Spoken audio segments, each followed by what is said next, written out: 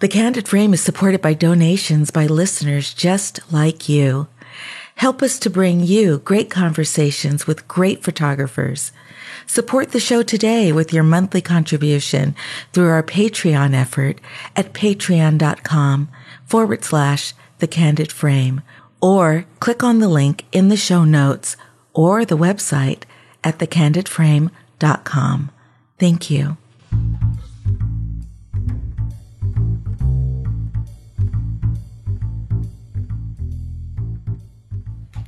This is Ibadian and this is The Candid Frame. This episode brings you part 2 of a great conversation with music photographer Danny Clinch, whose new book is called Still Moving. Danny has created photographs of some of the greatest performers that music has had to offer over several generations. And even if you don't recognize his name, I can guarantee you that you have seen his images and have remembered them. He's photographed greats like Jay-Z, Elvis Costello, Bjork, Run DMC, Patti Smith, and Willie Nelson. And all of his pictures, all of them, are beautiful and stunning, and I just can't stop looking at them. They're so good.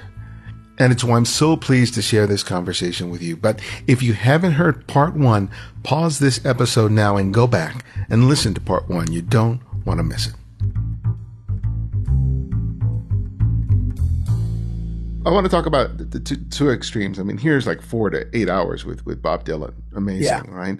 And then you've been shooting Bonnaroo for about 15 years. Yeah. And, there you don't have the luxury of time with a lot of the people that you're photographing. Yeah. So tell us about, working with such limited time as compared to having the luxury of a couple of hours with our artist, and what allows you to still pull off some fantastic photographs, when you have such a limited amount of time to be able to do something, and, and try to produce something over 15 years is not the same thing that you produced 5 years or 7 years or 15 years ago. How do you keep it fresh for yourself?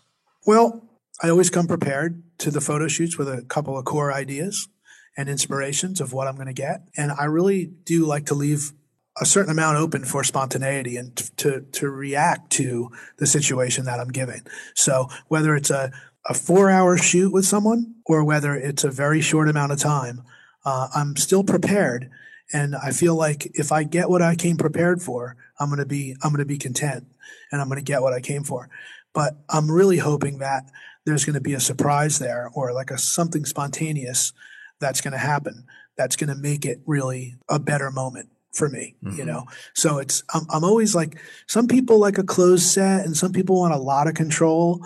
Like, I kind of like people being around, and I kind of like someone over my shoulder who might say something to the artist and get them to laugh or to look the other way, or, that sort of thing. Like I'm looking for like the moment when the guard all drops down, like the shoulders relax, and, so whether, and I'm a light chaser too. So like if I'm walking through a location and the light looks great over there, I could be heading to do something else. And I go, no, wait a minute. Let's just go over here real quick. I'm always open to spontaneity. I'm always open to the surprises and like the happy accidents and letting some motion into the equation. Jim Marshall would tell me my photos were out of focus. Like, what is this? This was out of focus. I'm like, it's not out of focus. It's motion. Okay. But, I've always liked the balance between the document and the art of it, in a way where you can just sort of like let something happen and it be more artful and more loose and more, So to answer that question, I really, even if I only have a short amount of time, I'm still leaving something open, a space in my brain that says something spontaneous might happen, and getting what I came for, and then really trying to push the envelope sometimes. And, honestly, I've really, this year at Bonnaroo, my 15th year at Bonnaroo, and I honestly felt like, I think a lot of artists are just, overall insecure about what they're doing and how they're doing it and how are they getting it and that sort of thing. And I actually felt really comfortable this year. I felt really good with like the setup that I did. I felt really good about like how I was arranging people in a really short amount of time. And that comes from years of doing that stuff. Like you have 4 or 5 or 8 or 1 like people coming over, bands, individuals, with a guitar, without a guitar. You've done it a million times. How do you keep it fresh? Like all those things coming into play. And, I've then been able to take that experience from Bonnaroo and from actually I do the winners at the Grammys every year. So I've been doing the Grammys for almost as long, like maybe 12, 13 years. So, you have like huge stars coming back there. You have Jay-Z and you have Beyonce and Taylor Swift and like these people coming back who have huge entourages and they have a little bit of time and they have less patience than the time they have. And like you have to engage them and you have to try and capture something. And then you shoot them with the Grammy, which is cool, but then you also want to try to get something for, without the Grammy so that you have like an iconic portrait that's about, like that moment you had with them. And the time is so short. And, it really, I've really gotten on my game with that sort of thing. And I've been able to come in and have like a real short amount of time with somebody and come away with something I'm really proud of. So this year, I felt really prepared at Bonnaroo for some reason. I just had a flow going on and I'm still editing that stuff. And Bonnaroo was like in June. And I honestly, the last couple of days, I'm still going through images I've shot at Bonnaroo. But, to answer your question and to circle back to how do I prepare or how do I capture something in such a short amount of time? It's being prepared and having a good idea. Like, I think when Annie creates her concepts and she goes in and she's like, I have this concept and this is what I want to do and this is how I want to do it. Like, she's very aware of what she's going to get. She's going to go in there and she's going to make that photograph and it's going to happen, Like, I'm going in there and I'm like trying to capture something that I don't really know exactly what it is entirely. I have a good idea, but like, I'm leaving a lot more open to chance than say she would be, which is exciting. Like I said, being prepared and leaving things open for chance are really important for me.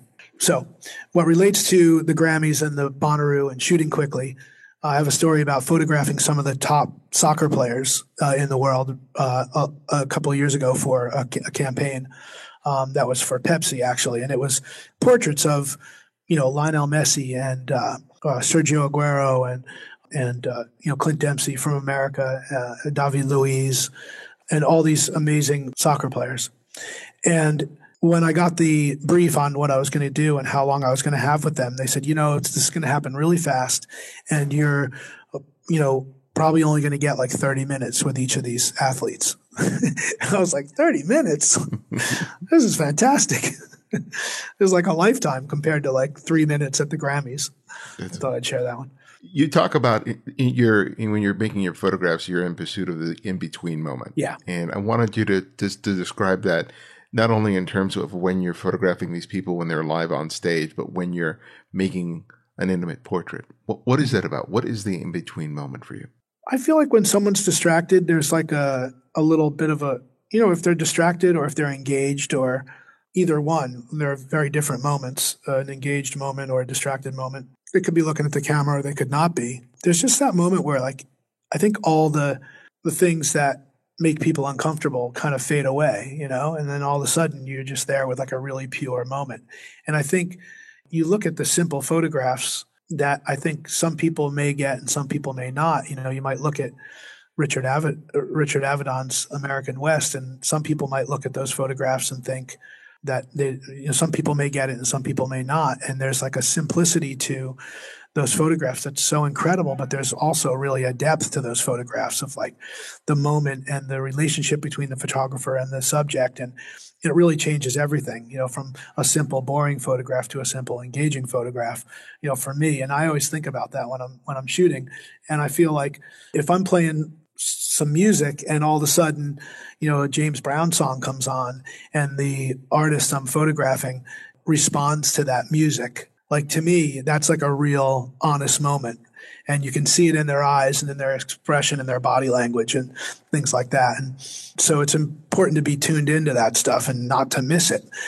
For me, there's those in-between moments where, for example, I might get upset with a stylist or a groomer or somebody who's jumping into the set when it appears that I'm not photographing. But in fact, that's one of the better moments that I'm waiting to capture. It's hard. Like a lot of times I might say, okay, cool. Yeah, I got it.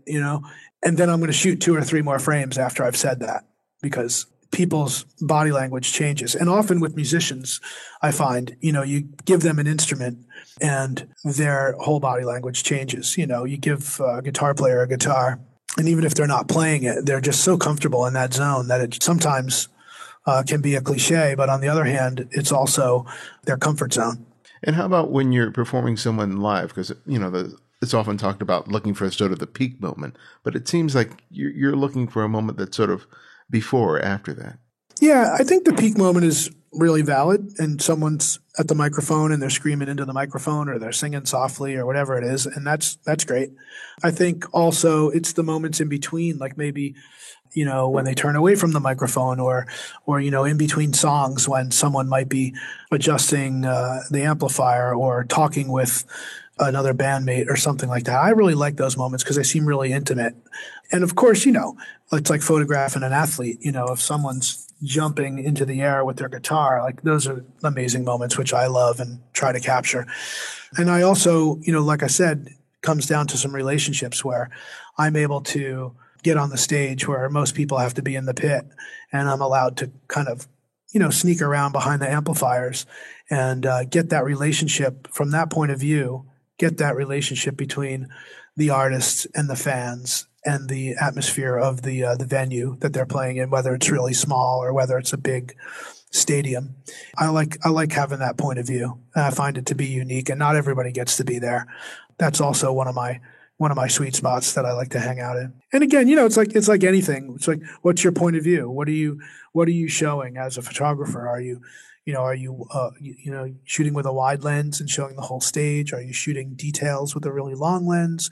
Are you letting some motion in there? Are you tack sharp? Are you what is it you're doing? Are you framing it a certain way with things in the foreground, or is it, Your book, Still Moving, is probably one of my favorite books of this year that I've seen. Thank you. Just fantastic. But I can only imagine how it must have been, considering the breadth of your work, to have to edit it down to about 200 photographs. Yeah. Tell me about that process, how, how challenging it was and what you learned about yourself as a photographer as a result of putting this book together. Yeah, it really was a challenge. And I would like to think that the photographs in there are just as strong as photographs, aside from the fact that maybe it's a photograph of Bruce Springsteen or Tom Waits, and that, you can't take away from their character and who they are, but photographically, the intention was to be strong visually, as well. And I worked with my friend Stefan Nedvetsky, who is the creative director on all the John Varvatos ads that I shoot. His company's called Yard, and they do. John Varvatos is a men's fashion designer whose influence heavily and comes from rock and roll. He is a very interesting guy, Stefan, and he has a great visual style. He's a fan of very classic images, and so am I. I'm a little scrappy and sometimes unorganized. He is very precise and he's very a lot more tidy than I am in the way he designs things. I think for me, the point of that is that we were such a great balance for each other because, he is really simple in his design and very I initially kind of maybe saw the book as something more scrapbook kind of vibe, very loose and scrapbooky. And he came in and his design is so classic and so simple that it really let the photography stand out. And it was a real benefit to me to have him on board. And he's also a very direct and honest and funny character where he would say yeah, I know this is a great, I know you had a great time taking this photograph of Bruce Springsteen, but, it's just not one of your stronger photos. And you're like, yeah, if you want to leave it in, go ahead, but I think it sucks. He would say something like that to me. And I'd be like, oh, okay, well, thanks.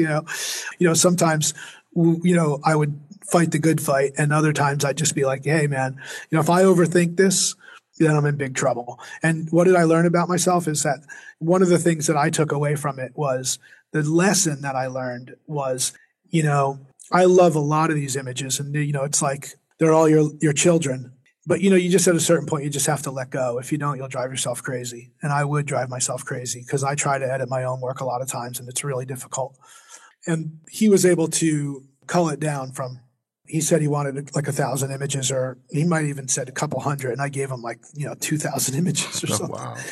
And he really was able to put it into a great little collection, and, with good storytelling and matching things up. And we did it a real analog way. Like we did, we printed the stuff out and then put it up on a board and started pushing it around. It wasn't done solely on the computer. And we met every, couple of weeks during the process to, chip away at things and to, rearrange and add and subtract. And man, it was an incredible experience. It was real hard, but really, I'm really proud of it. Well, really great job. I think one of the coolest things for me was I guess it was on Amazon or something like that. Or there was a couple of sites that when the book came out, that it was, the book was acknowledged for, on Amazon as one of the best photography books. It wasn't the best book of photographs of musicians, and so. At one point I was like, had my book was next to like, I don't know, Gary Winogrand or something like that in like one of the lists of something or another. And I was like, okay, I'm kind of blown away by that. Yeah. Hey, can I ask you a question? Yeah. I'm just curious, like, from my point of view, I just have to say I am really honored to, to be a part of what you're doing there, and the people that you've spoken to. Meyerowitz and Dan Winters, who I would have recommended had you not spoken to him, it's incredible to me, and I'm really honestly excited about being a part of it. For some reason you had slipped under my radar for whatever reason, but when I saw the book, it was like a no-brainer. That's cool. I've seen people obviously, looking through the book and they'd be like, "Oh, so you took these photos?" And I'm like, "Yeah." And they'll be looking through it and they'll be like, "So you took all these photos?" I'm like, yeah, it's my name on the front. And they're like, "So wait, you took all these photos?" I'm like, "Yeah, I did." They're like, "What?" And it's incredible also to see like I run into people all the time, and I met this young guy who's a really up and coming hip hop artist, Eric, from a band called the Flatbush Zombies, and he is a photographer as well. And we were looking through some of my images, and he had a friend there who was also a big music fan, and he was asking me like what I had done and whatnot, and I was talking about a lot of the early hip hop stuff, and then I showed him that portrait of Tupac that I had taken, and like the look on his face when he saw that photo, and he was like, "No, wait, no, you did not take that photo." And I was like, "Yeah, I did." And he just was like, his mouth was just open, like, "What? I cannot believe it." And like a lot of people look at that photo, it has that photograph has the vibe of like for me, like that Hendrix photo, where he's wearing the military kind of style Sergeant Pepper thing, and he's like smoking the cigarette. I'm trying to think of who took that. Was Herb Green or something like that, or but it just reminds me of that. Like, did somebody actually take that photo, or did it always just exist in the world? It's kind of funny. Let's talk about that. We can add this later, but that Tupac photograph that you made, I mean, sure. it is an iconic photograph, and I think that every photographer in their career hopes that they can make at least one image that sort of is not only a great picture, but that sort of spans decades. That image is certainly that, not only for me, but I think for just anyone who takes a look at it. When you look at that picture now with all the history and all the sort of reaction that you get to it, how do you end up perceiving the photograph in a different way than you would, say, when you initially looked at it and said, "Oh, it's a really great photograph of Tupac"? I think, people read into it whatever they want to read into it. Like, I think a lot, I did the first Nas record. I talk about Illmatic, where we went to the neighborhood where he was from and we photographed there. And like, I hear people talk about those images and, and knowing all the history, assume that I could see into the future and know that it was going to be a legendary record, when I didn't know. And the same with the Tupac thing. Like, I feel like, my goal was to take a very simple portrait of this guy who was really happening at the time. I shot it for Rolling Stone magazine. And, my inspiration for that whole series, I have a series of images shot with that camera, which is a 4x5, real simple, lit with a small umbrella, very moody, kind of just like inspired by the Irving Penn portraits, and I just took it and, that was my version of like an Irving Penn portrait. And I knew that like, if I keep it simple, that those images can be really powerful. And really, I don't really look at it much different than when I took it. The idea was like, that camera is so interesting. I decided at a certain point I wanted to shoot 4x5 because I was so much of the moment and such a fan of the document and captured moments that I thought it would be really cool for me to slow down for once and just take a deep breath and do a deliberate portrait. And I did. And like at one point he was just changing his shirt to try a different jacket that he had. And I saw all the tattoos. And as a fan of the document and knowing something visual, when I see it, I thought, hey, let's do one without your shirt on. And he said, sure. And he was a guy that was like, I think he understood the value of being in Rolling Stone magazine and being, letting a whole new audience see him. And he was an actor and was like into filmmaking and stuff. And he was interested in the camera and was like actually really engaged in the photo shoot.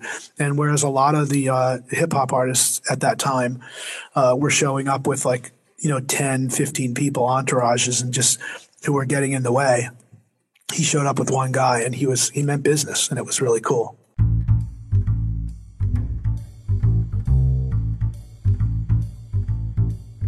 This conversation with Danny Clinch has been so much fun. I've not only learned so much just hearing him share his story, but it's given me an even greater appreciation for what it takes to make exceptional and lasting photographs of people, regardless of whether they are celebrities or not. You don't always get a sense of a person when you read a magazine article or a blog post. It's something that comes only from hearing them with your own ears. That's what we offer here at TCF, which you won't get anywhere else. It's what makes what we do so special. And if you agree, you can help us to produce more great content for you every week. Through Patreon, you can support the show with the regular monthly donations of $2, $5, $10, $25 or more, or anything in between. Your donations of any amount are the means by which we will improve the show and bring you more great conversations with the world's best photographers. Contribute today by visiting patreon.com/The Candid Frame, or click on the link in the show notes or the website at thecandidframe.com. Thank you so much.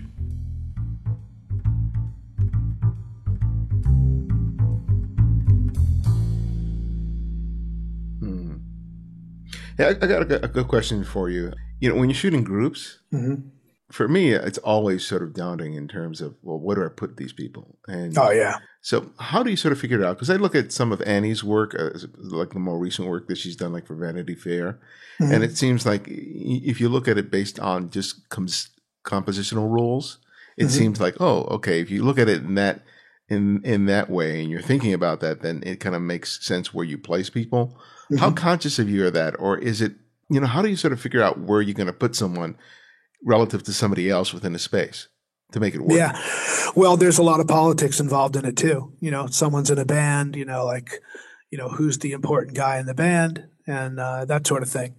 How many people are in the band. So, I do think about it ahead of time. A lot of times I do it on the spot. I do prepare, like if I have to, but a lot of times I just kind of like look at the people, and it's like, if somebody's like kind of, and they're all shapes and sizes, somebody's super tall, somebody's like a little overweight, someone's, wearing a loud shirt and you need to hide it. And like, there's a lot of things that go into it, honestly. And, it's funny because a lot of people would say to me, I've had many people say to me, like, yeah, we want this shot, like if someone's hired me for publicity, let's say, we don't want to be like four guys against the wall. And I'm like, well, some of the best shots I've ever seen are four guys against the wall, the Ramones, and it's not really the four guys against the wall. It's boring. It's the people that are boring. So it's like, where's the moment? What moment are you catching? What's your lighting look like? And what, how are you participating in this? And so like, I can start with four guys against the wall, but I always kind of do a dance around, or four guys in a line. I might do a little dance around where I move to the side and I shoot into the light and it becomes more silhouette-y, or like, again, it's like kind of like a process that I'm working out as I go. And, I might block it out, ahead of time. And then sometimes I just kind of go with the flow. It depends on how much time I have and, what the nature of the shoot is. But it is hard. It's really hard. I shot the Dave Matthews Band. I remember early on saying, I'm not putting Dave in the front, like I'm just going to put him somewhere else, And I tried to put him in the back and shoot through the other guys and make them a little softer, and maybe he's in focus, and maybe, but at the end of the day, it's like, it doesn't work. Dave Matthews has got to be like at least on the side of forward a little bit. He doesn't have to be, but at the end of the day, nobody, they don't end up choosing any of the ones that I think are more artful and more sort of, it's just one example of that. Yeah. But it's hard. And, 4 people versus 5 and 6 people versus 7, it's like the even numbers I think are more difficult to shoot than the odd. Yeah, because it's like compositionally. When I'm photographing just a singular person, like you talk about that in between moment, it's like I'm often looking for sort of that off moment. Yeah, when they let their guard down or when they think the shoot is over and they finally kind of relax. And I'm thinking, and whenever I have to photograph more than one person, it's like it's such a challenge to just be aware of what everyone is doing. Yeah, because everyone is going to like sort of let go at different moments, and I can only imagine what it's like for you, especially when, you got to deliver for somebody. You got to. Yeah. Yeah. It's interesting. And it's funny because you think about, like, as a young photographer, like I was so excited about taking photographs of bands and people and stuff like that. And I always said to myself when I was a lot younger, I was like, I don't need experience. I have the energy and I have the creativity, like, to go out there and make this happen. I can shoot it just as well as the, experienced photographer and stuff. But as I am now older, honestly, experience is so invaluable. You just get to the spot so much faster, and then that leaves you more time to be a little bit more creative by taking your experience and getting to the sweet spot sooner so that you can then push it even farther. Oh, and I forgot to ask you about the Motor Drive, about the other book that you were working on. Where are you standing with that? Tell us about that.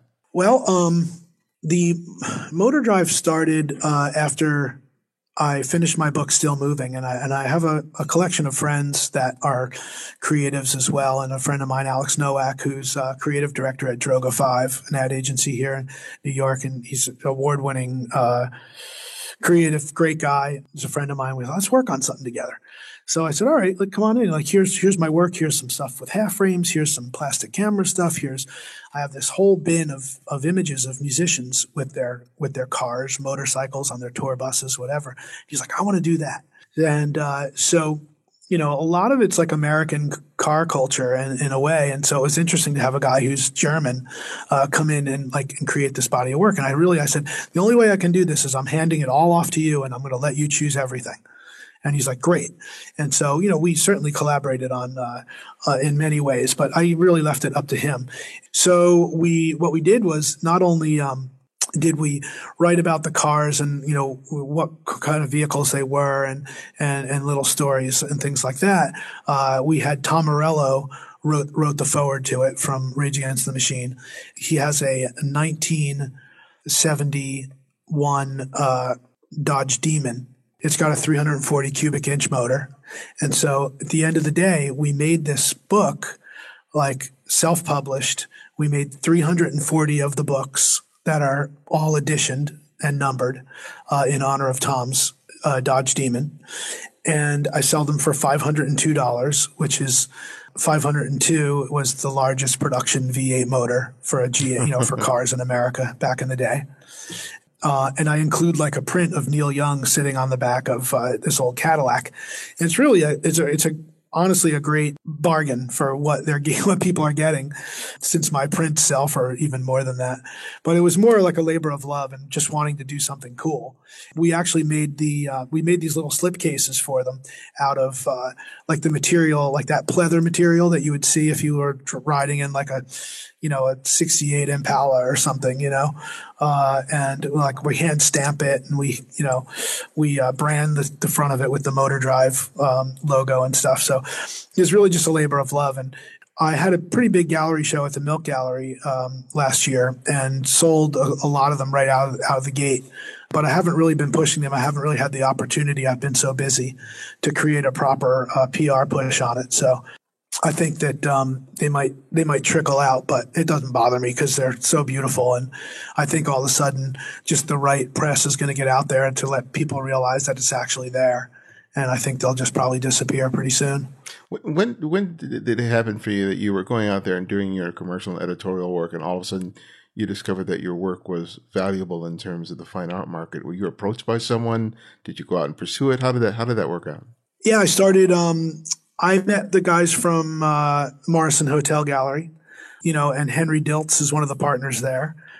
There's another guy you probably want to talk to, Henry, being the guy who shot a lot of the legendary rock and roll images from that era of the 60s and 70s, The Doors and CSNMY and all that, Neil.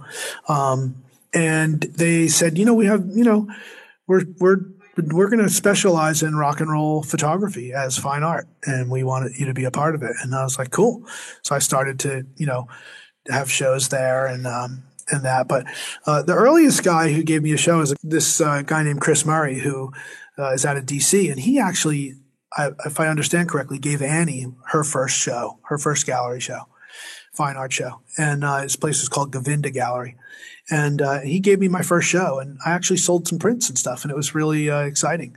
I realized that, people wanted to, put this stuff on their wall. And, as an artist and as a photographer and a big fan of the document and all that, you think to yourself, is what I'm doing valuable on a lot of levels? And when you think about how much music means to people and how someone like Eddie Vedder, the effect he has on his fans and the love they have for his music and his words and and all that, and how that gets people through their hard times, it helps them celebrate. It brings back the memories of their life.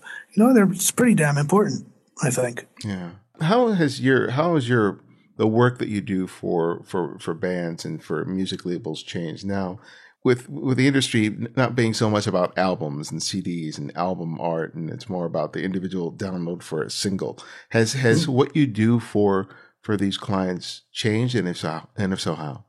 Well, I think you do have to think about how I do have to think about how I think about shooting things. They certainly have to think about the choices they're making for what's going to be on, say, iTunes. Is it a banner that's like super horizontal? Is it a tiny little picture of the artist that pretty much has to be like a close headshot or a face shot, or you're not even going to be able to tell what it is? Like those are the decisions they need to make. But also the record labels, it's so different now. The record labels are, barely hanging on, and the budgets are small.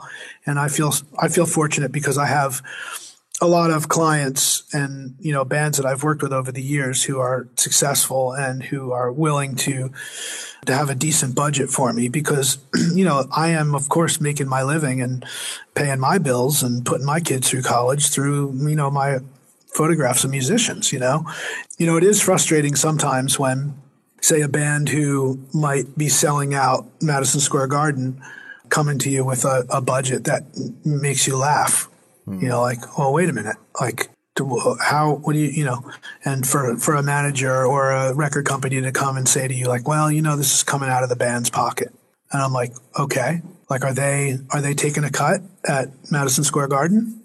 Mm-hmm. And, so I'm fortunate that the people that I work with are really fair to me. And I've managed to hold on to a lot of the people that, again, it's about relationships and stuff. And so, I've been lucky, but there have been people who have come to me with a lot of sometimes these young pop artists or whatever who are doing really well and selling out a lot of venues across the world or whatever, and they come to me and they're like, we love your work and can you do this artist? And I think, okay, well, cool, they'll probably pay my day rate, and then they don't, and I'm just like, well, I'm really busy and I can't make time for something that isn't going to help me pay my bills. On the other hand, I'll also step up and do something for free for someone if I like their music enough. So, and I do that all the time, or for a very small budget. If somebody comes to me and like, yeah, I just don't have really a budget. They gave me this, and it's somebody who I know is trying to make it and get their work out there,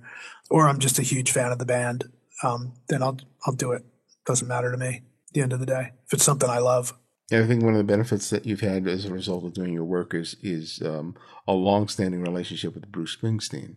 Yeah. And you mentioned earlier how about, growing up with his music, but it must be surreal to not only have the chance to photograph him, but to consider him a friend. Yeah.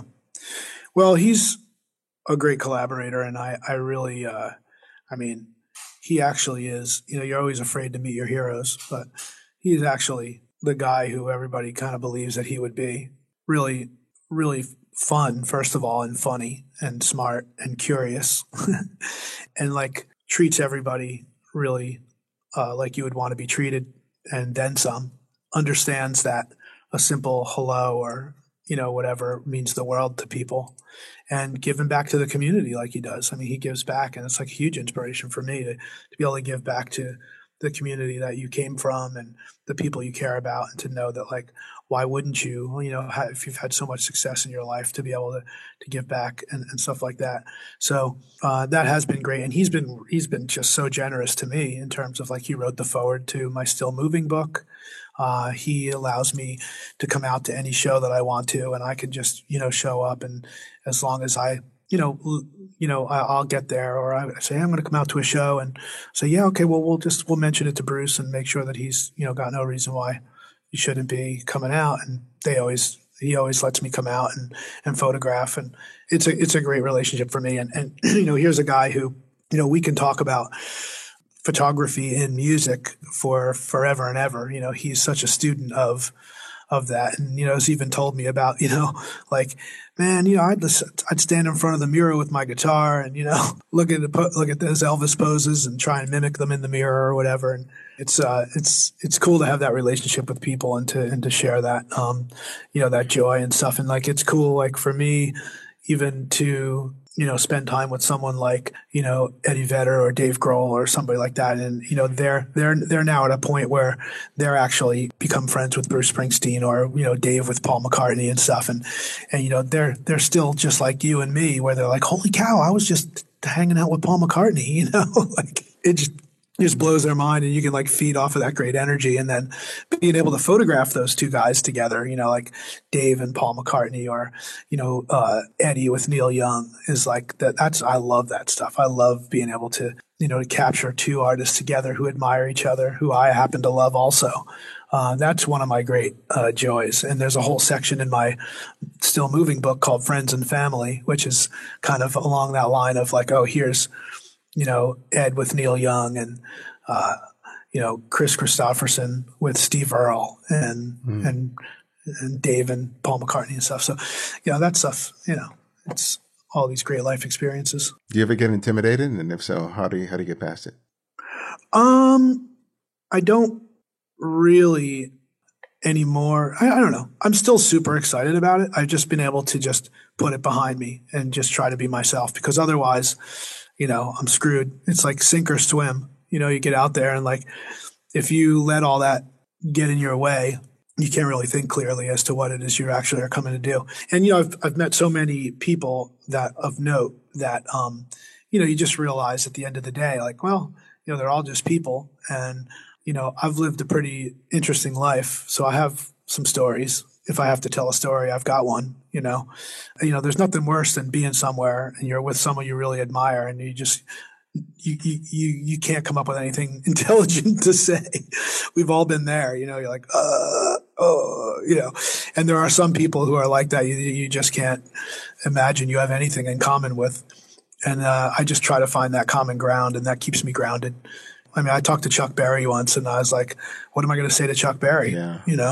I started talking about the old Cadillacs that he used to drive around with. And, he got all excited and started talking about Cadillacs. And I was like, all right. It was fun. It's a challenge, for sure. There's a skill in that too.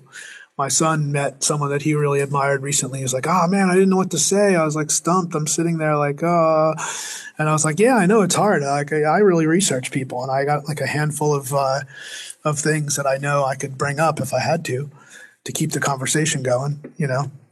I'm trying to think of the last time I was, like, really intimidated by someone. I feel like I was recently, but I think Bob Dylan is pretty intimidating. Oh yeah. And you pulled it off beautifully. I mean, that's just great. I mean, just to have 8 hours with Bob Dylan is just unimaginable. Yeah. That's awesome. Well, my last question that I ask each guest is that I asked them to recommend another photographer for our listeners to discover and explore on their own. And it can be anyone, someone you've long admired or someone you've recently discovered. So who would that one photographer be and why? I heard you ask people that, and I didn't want to overthink it. But, have you spoken to Frank Ockenfels? No, I know Frank, but I haven't interviewed him. I haven't landed him yet. I just find him to be a boundaryless photographer. And I think that he's a really engaging guy, and I don't get to talk to him as much as I'd like to, but I keep up on what he's doing, and I think he's just really an artist. He's really creative, and he has a really great outlook, and he's like just super cool individual. I think about him. He's the first person that popped into my mind, and I didn't want to beat myself up over it, thinking of someone else. But certainly. I don't know, Danny Lyon. I'd like to hear you talk to Danny Lyon. That's for sure. Well, then, thank you so much. You're being very, very generous with me today. I mean, I really like what you're doing, and I feel like I'm really happy that you're doing it because I want to hear more of these, and I hope obviously that you continue to do it, and I feel like when I hear you have great questions, first of all, and you've done your research, which is awesome. But also I like the fact that you let the people talk and tell their story and aren't like oftentimes some blogs I've listened to, not necessarily photography blogs, but others where, the interviewer is just completely interrupting people all the time and not letting them tell their story. And because I like to hear the story. I want to hear the person finish their thought, And I think you do a great job at that. So. Oh, thank you.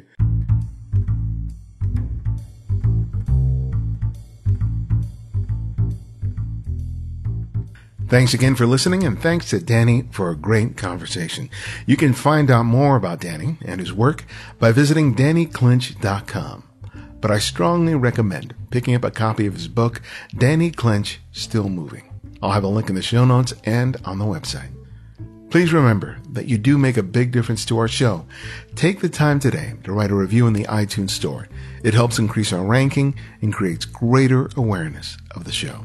You can also support the show by making a regular monthly contribution through Patreon. Visit patreon.com/The Candid Frame, or you'll find a link in the show notes and the Candid Frame website.